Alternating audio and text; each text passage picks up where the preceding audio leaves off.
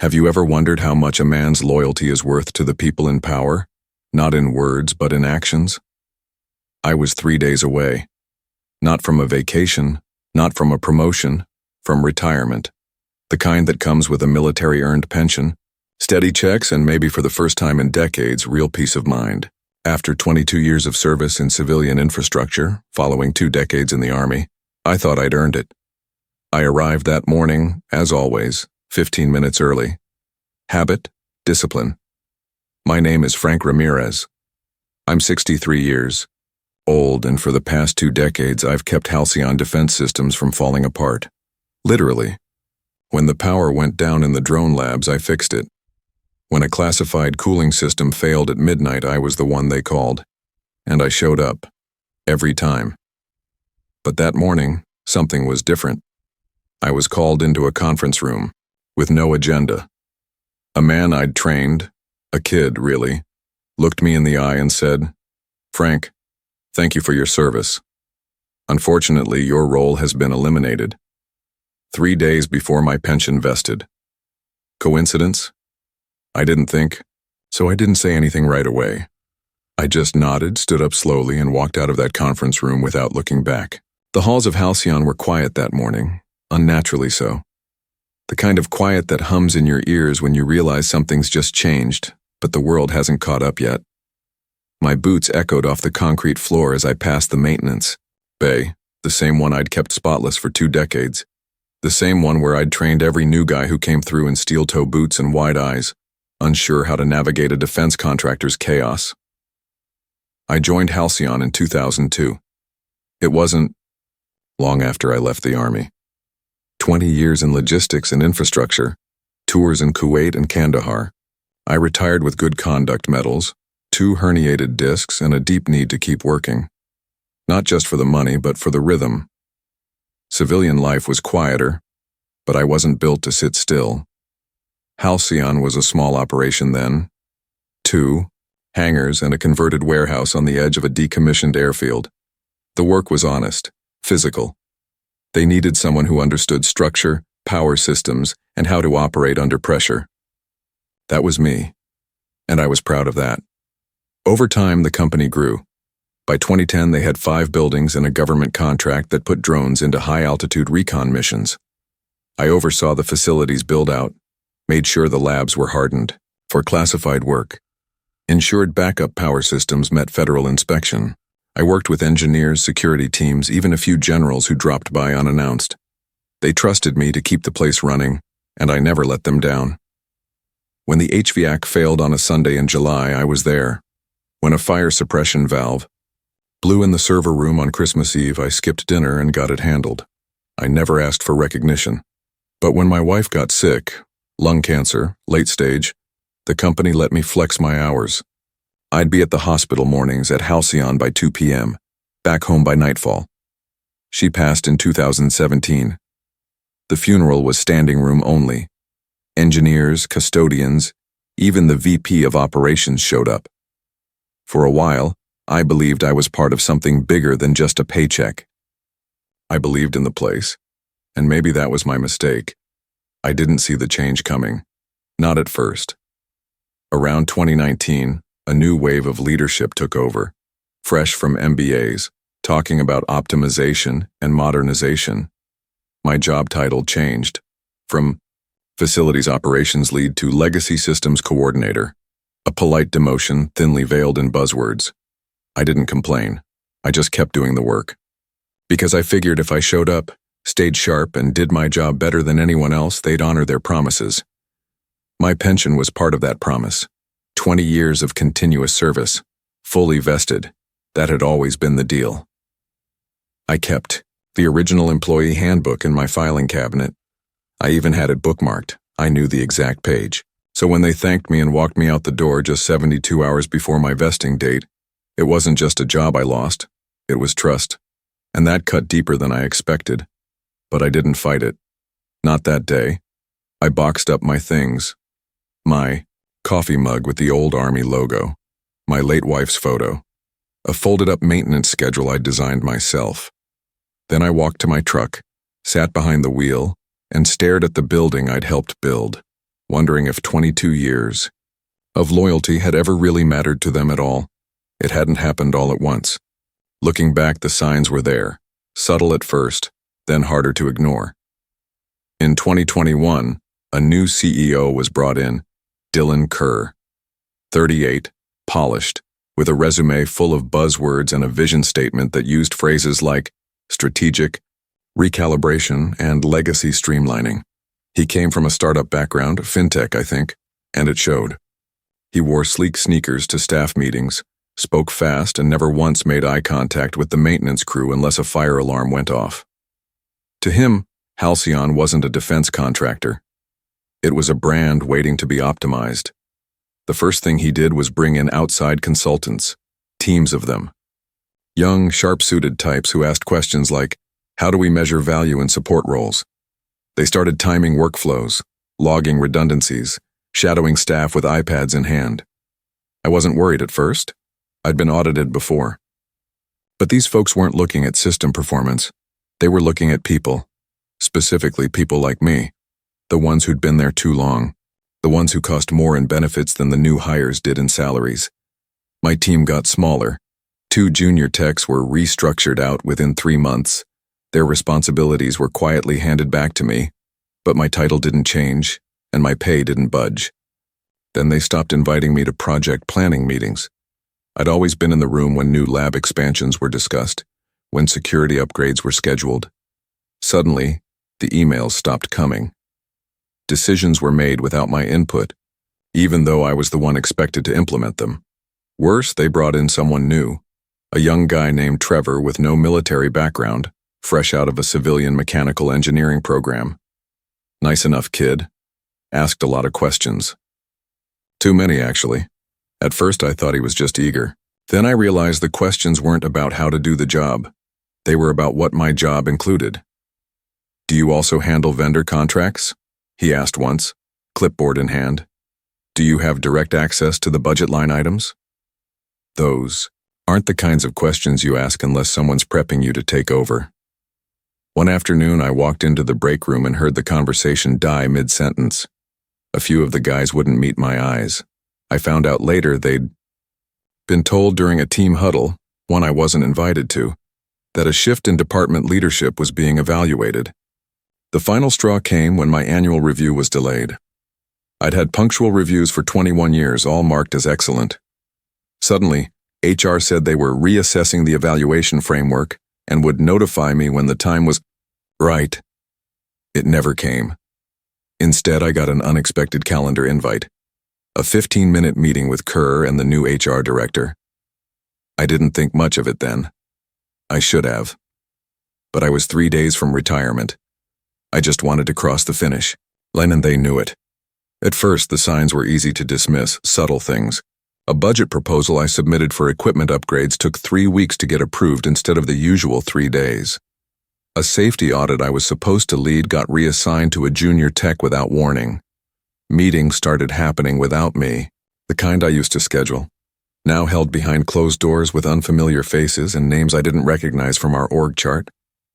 When I asked about it, I was told, just restructuring some reporting lines. But I'd been around too long to miss the undertones. There was a new director of operations, Mason Thorne, early 30s, sharp suit, sharper tongue. The kind who asked too many questions with too little curiosity. He started using terms like resource redundancy and operational streamlining. He didn't know much about circuit load or humidity thresholds in server rooms, but he sure knew how to color code a spreadsheet, and he rarely looked anyone over 40 in the eye. One afternoon, I caught a young facilities intern walking through the restricted maintenance server hub, a zone only authorized staff were cleared to enter. I stopped him and asked what he was doing. He fumbled for words, then said he was shadowing future transition zones, whatever that meant. A week later, that same intern asked me almost casually, "Hey Frank, what exactly do you do in a typical day?"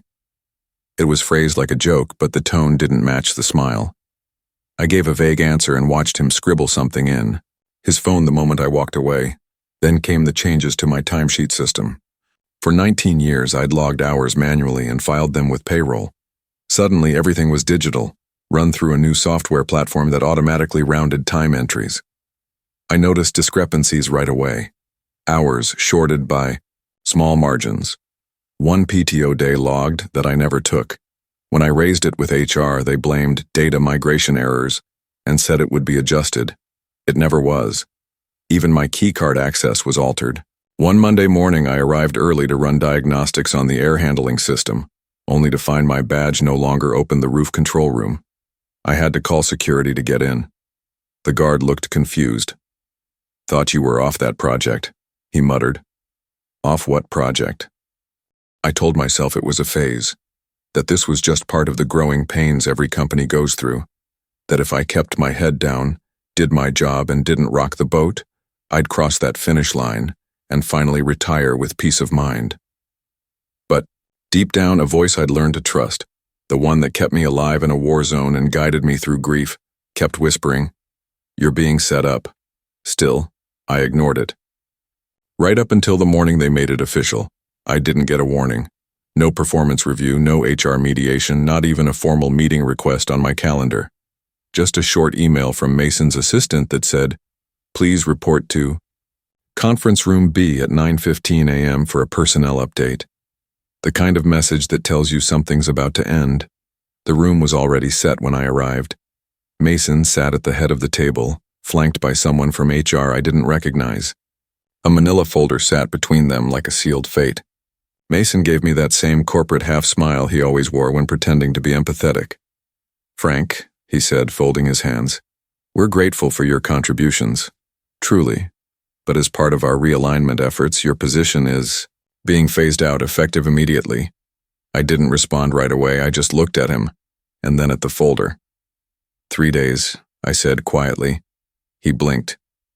"Excuse me?" "My pension. 3 days from now, I hit 20 years. Full vesting." Mason didn't answer. Instead, the HR rep slid the folder across the table like a chess piece. "This includes your severance package, COBRA information, and final payroll details. We'll need your badge and any company property before you exit." No handshake. No thank you card. No final walk around the site I'd helped wire and weld into existence. Just a quiet dismissal, surgically executed. I reached down, unclipped my badge, and placed it on the table. My fingers hesitated over the keys I'd carried on my belt for 2 decades. They felt heavier than usual. When I finally dropped them, beside the folder, Mason exhaled, almost in relief. Outside, no one met my eye. The halls I'd walked 1,000 times had never felt longer. At the loading dock, I glanced back at the Halcyon sign, clean and modern against the rising sun. And for the first time in my life, I didn't feel like a soldier or a worker or even a man. I felt like a liability. I drove home in silence that morning. No music, no radio. Just the low rumble of the truck beneath me and the gnawing realization that something didn't add up. I'd done the math. For months, I'd been tracking it. 20 years of service, to the day. This coming Friday. That had been the promise. I still remembered the conversation during onboarding. The HR manager back then, an older guy named Coulson, had told me, 20 years, Frank. Keep your nose clean and your record solid, and you walk out with full retirement benefits. That's how we take care of our own." So why now? Why 3 days before the finish line? I sat at the kitchen table, the termination packet still sealed, staring at the digital calendar I kept on my laptop. Start date, April 4th, 2002.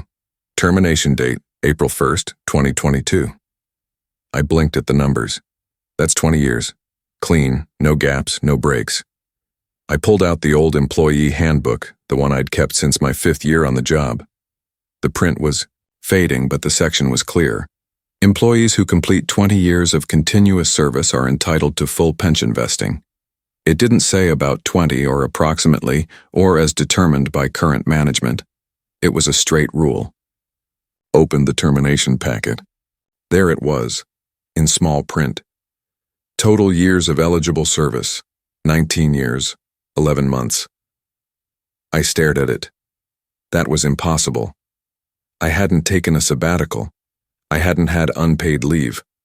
I'd worked through holidays, weekends, the flu, even The week after my wife's funeral, they'd shaved a month off. I pulled out my file box, the one my wife had always teased me about. "You keep records like a soldier prepping for war," she used to say. She wasn't wrong.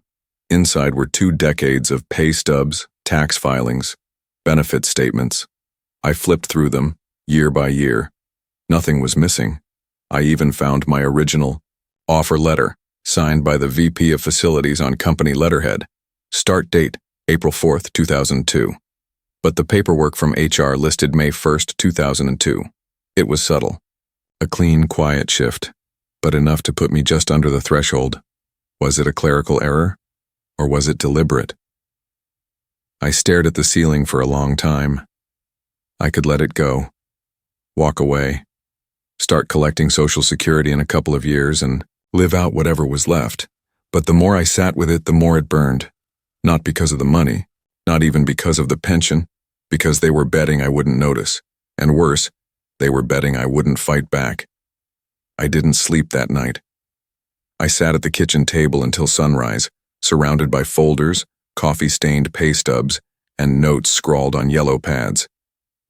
I kept circling the same numbers, running the same math, flipping back to the handbook and my original offer letter. It wasn't just an error.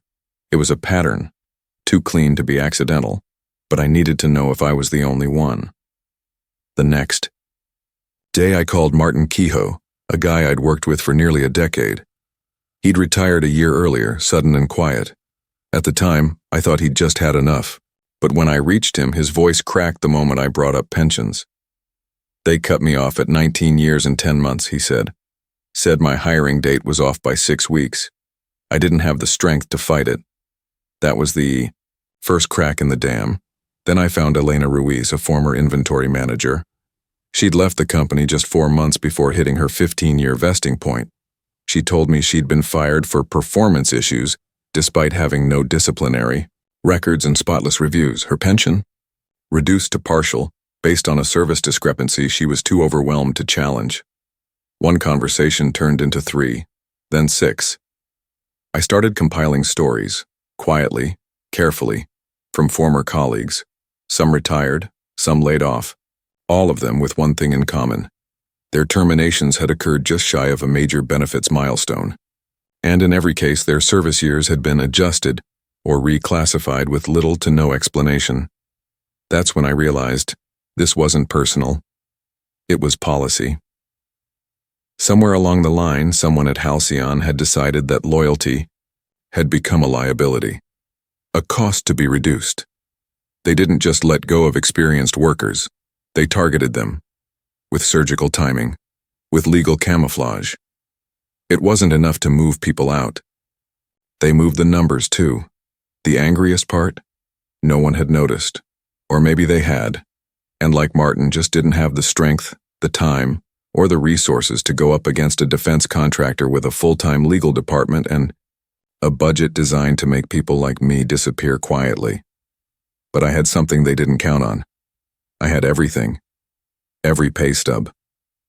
Every memo. Every performance review and training document. I even had copies of emails from 10 years ago congratulating me on service milestones they now claimed never happened. The more I read, the more certain I became. I wasn't just wronged. I was part of a system designed to quietly push out people like me right before the finish line, and if that system existed for me, it existed for others. This wasn't about one pension. This was about every single person they'd quietly erased, and I was done being quiet. The decision to fight didn't come with a lightning bolt. It came with silence, a quiet, settled kind of resolve. I wasn't angry, not in the way they might have expected. I was focused. And when you've spent half your life in the army and the other half solving crises before they caught fire, you learn that precision beats outrage every time. But I also knew I couldn't do this alone. That's when I remembered Carmen Lee. She'd been Halcyon's director of compliance for nearly a decade before retiring in 2020. Before that, she was a military JAG officer, 30 years of legal service in the Army, sharp as a razor and immune to nonsense. I hadn't seen her since she left, but I remembered how she used to lecture executives on labor law like she was instructing a room full of cadets. She didn't just know the rules. She believed in them. I found her number in an old email thread. Took me 10 minutes to work up the nerve to call. She answered on the second ring. "Frank Ramirez," she said before I could introduce myself. "I've been wondering when you'd call." It stopped me cold. She already knew. Over coffee the next morning, I laid it all out. The timing, the discrepancies, the other employees I'd spoken to. She listened without interrupting, her eyes scanning my files like they were evidence in a trial. When I finished, she sat back in her chair, took a slow breath, and said, "Frank, this isn't negligence. This is a deliberate pattern of benefit suppression." Her words hit harder than I expected. She explained the legal framework, federal protections that guard against exactly this kind of termination for benefit avoidance. She knew the law inside and out, and more importantly, she knew the people who could do something about it. "But we can't come at this emotional," she warned. "We need documentation, timelines, names, patterns. If we're going to file, we don't just throw a stone, we launch a missile." I handed her everything I had, and she smiled. Not the kind you give when something's funny, but the kind you give when you know you've got them. "We start quietly," she said. "No social media, no confrontation. You let them believe they got away with it." By the end of that day, she'd outlined a plan. File an inquiry with the Department of Labor, initiate a whistleblower complaint, compile testimony from affected employees.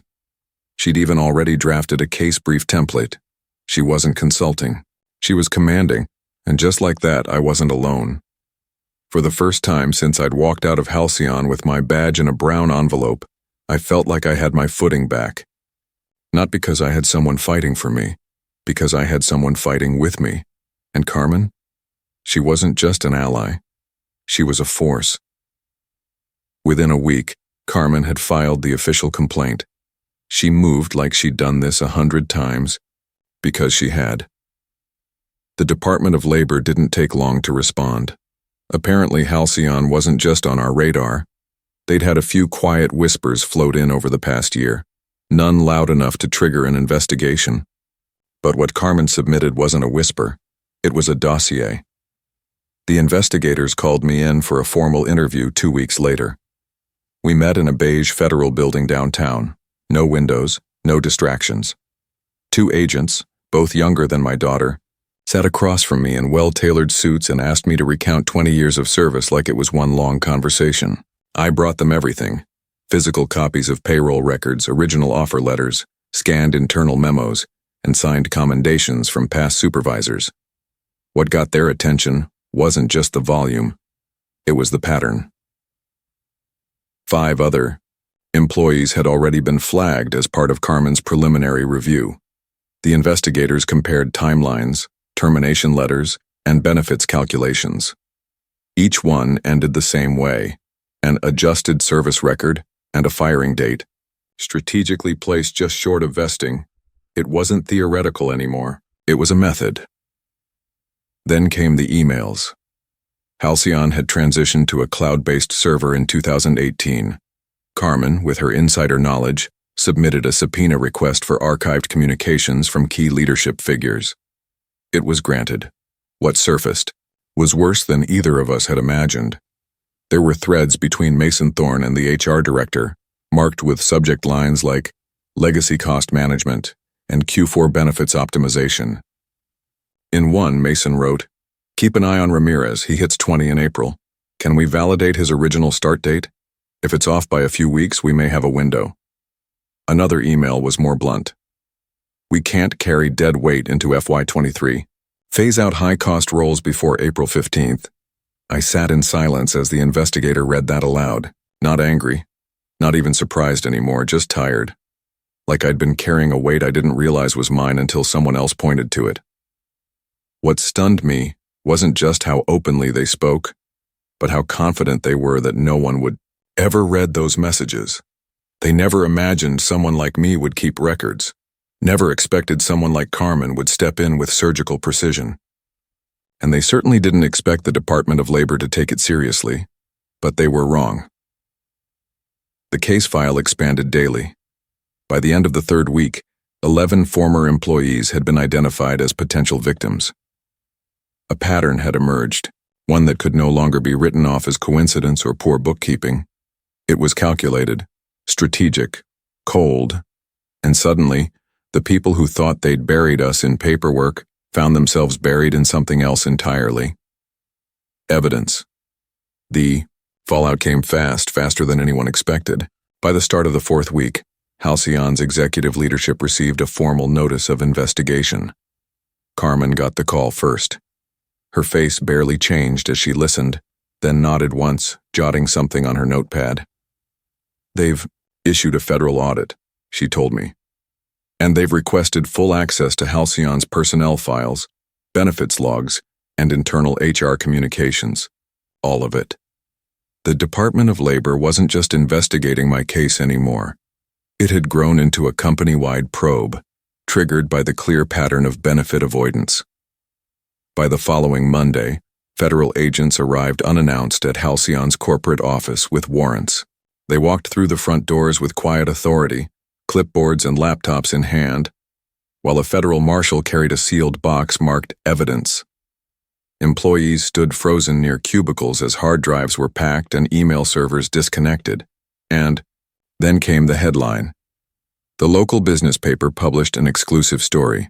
Federal investigation targets Halcyon defense over alleged pension fraud. The article named names: Mason Thorne, Patricia Lane, the HR director. The piece quoted an anonymous source within the company, stating that longtime employees were routinely reviewed for early termination if they neared benefits thresholds. Carmen had warned me that once the story hit the public, everything would shift. She was right. Halcyon's stock dropped 12% in 2 days. Their defense contracts, particularly the one tied to classified drone software, were put under internal review by the Department of Defense. Suppliers began calling to reassess vendor agreements. The board of directors, once silent, suddenly scrambled. An emergency shareholder meeting was scheduled, and by Friday, Mason Thorne was officially placed on administrative leave pending investigation. Translation: he was out, but it didn't end there. A second whistleblower came forward, then a third, both still employed, both carrying emails and HR documents that painted the same picture Carmen and I had already uncovered. Terminations strategically timed, start dates adjusted after the fact. In one case, an employee's digital onboarding form had been retroactively altered, metadata showing the edit was made just 3 weeks before their dismissal. The company tried to control the damage. Press releases, internal memos assuring commitment to transparency. But it was too late. The narrative had already shifted, and they were on defense now.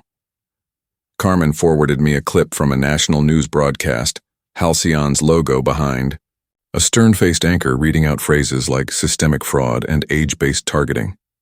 And then, the arrests. Not dramatic. No sirens. No cuffs in the parking lot. But Mason and Patricia were both escorted from their homes under sealed federal indictment. Charges included conspiracy to defraud employees of earned benefits, falsification of employment records, and wire fraud. The sentence attached to that combination? Up to 20 years. Halcyon's board released a final statement blaming a failure in compliance oversight. They called it a deviation from company values, but I didn't need their apology. I already had something better, the truth, backed by law, sealed in evidence, and no longer ignored. 3 months later, I was back in my garage, the same place. I'd rebuilt lawnmowers, painted drywall samples, and carved a wooden jewelry box for my wife on our 20th anniversary. That morning, I was sanding down a new bookshelf for my granddaughter, hands steady, the weight on my shoulders finally gone. The pension had been restored, backdated exactly as it should have been. The government issued a formal statement acknowledging that what Halcyon did wasn't just unethical, it was illegal. A total of 18 employees received restitution. Mason and Patricia both accepted plea deals. And Carmen? She's now consulting with a federal task force to help prevent this from happening to others. I didn't fight for revenge. I fought for the record to be set straight. Loyalty shouldn't be a liability, and silence should never be the price of survival. Maybe you've experienced something similar, or know someone who has. The truth is, stories like mine aren't rare. They're just rarely heard. And sometimes all it takes is one voice to make the rest speak up. What would you have done in my shoes? Let me know in the comments. I read everyone. And if this story moved you, don't forget to share it. You never know who might need to hear it next.